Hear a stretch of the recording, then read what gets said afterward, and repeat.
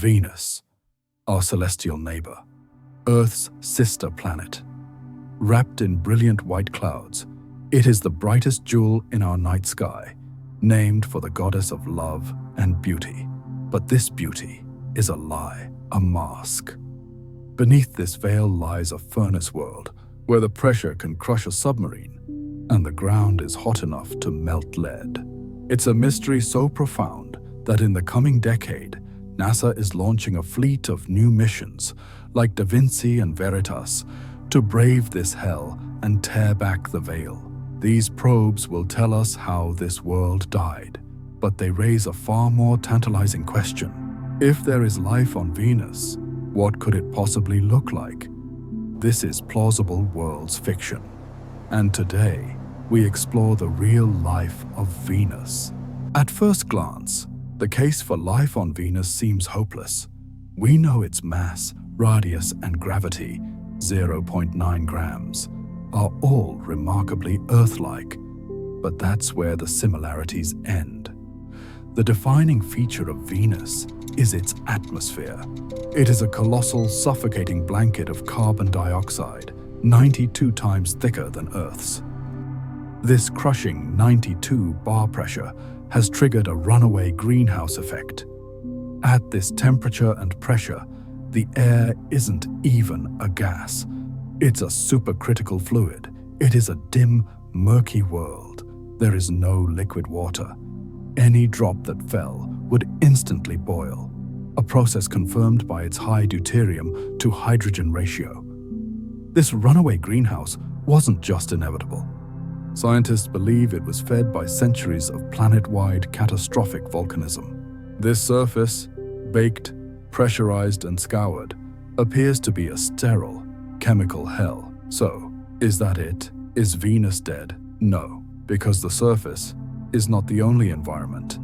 The first is in the clouds, at around 48 kilometers. Here, the temperature is just 70 degrees Celsius. The pressure is 1 bar. Welcome to the Venusian temperate zone, a layer between 48 and 60 kilometers where the pressure is 1 bar, identical to Earth at sea level. This is our first biosphere. But, Constraint 1. The solvent is concentrated sulfuric acid. Constraint 2. The wind is a 360 km/h super rotation. Constraint 3. The platform is non-existent. 100% airborne, forever. An aerial, acid-fast, hurricane-riding ecosystem. To build it, we first need a producer. Meet the Cytherean autotroph. To survive living inside a sulfuric acid droplet, it must actively buffer its interior, producing a base, like ammonia, to get energy.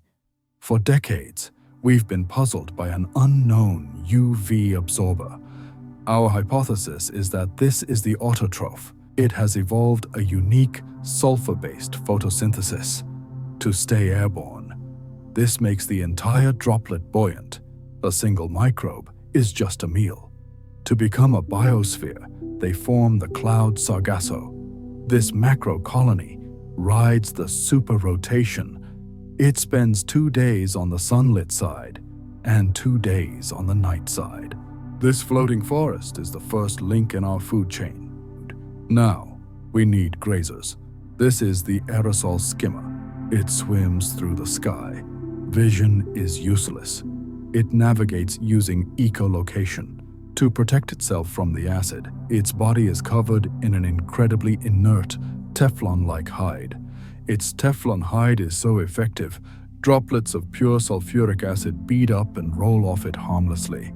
The skimmer is fast and agile, but it is not the apex predator. This is the tempest drifter. It is a massive buoyancy-based predator. It doesn't fly, it just drifts, hanging almost motionless within the wind, using sensitive tendrils to listen for the echolocating clicks of a nearby skimmer. But in any ecosystem, what happens when something dies? The greatest threat to all cloud life is the fall, plunging 50 kilometers into the kill zone below. This is where the third and most critical life form comes in, the acid rotter.